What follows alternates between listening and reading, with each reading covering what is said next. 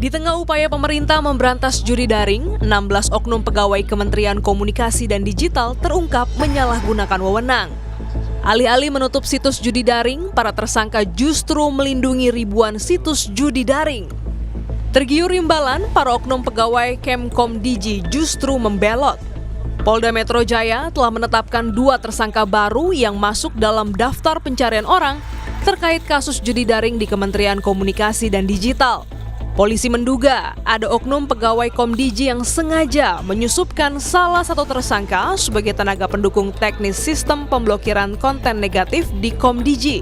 Polisi juga menemukan aliran dana dari ribuan website judi daring yang dikelola pelaku. Ada tersangka yang telah ditetapkan sebagai DPO berinisial A. Penyidik juga telah mengidentifikasi tersangka DPO lain dengan inisial M. Maka penyidik Subdit Jatangras di Treskrimum Polda Metro Jaya masih terus melakukan pengejaran secara intensif. Pusat Pelaporan dan Analisis Transaksi Keuangan atau PPATK memaparkan nilai perputaran judi daring sepanjang 2024 mencapai 404 triliun rupiah. Kepala PPATK menyatakan saat ini orang yang terlibat menggunakan hampir 70% gajinya untuk judi daring. Ivan juga menegaskan 93% masyarakat yang terlibat judi daring menaruh deposit dalam jumlah kecil, yakni mulai dari Rp10.000. Data tertinggi pemain judi daring cenderung berasal dari kelompok berpenghasilan Rp1 juta ke bawah.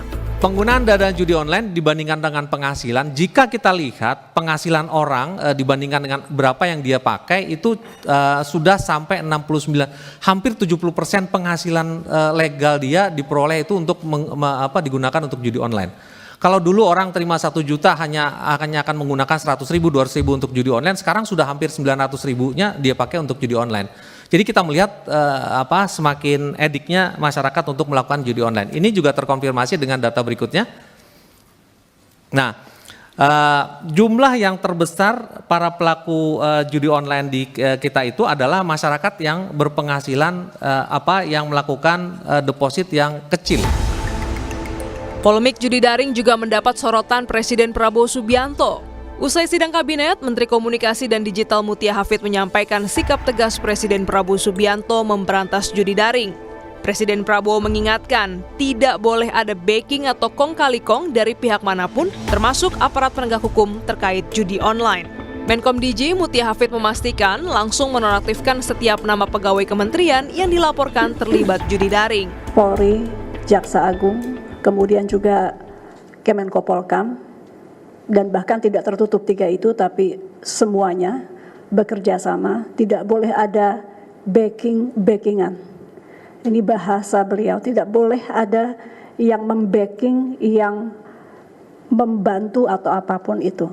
Jadi tidak boleh lagi ada kong kali kong. Setiap ada nama baru yang diberikan oleh kepolisian, langsung kami nonaktifkan.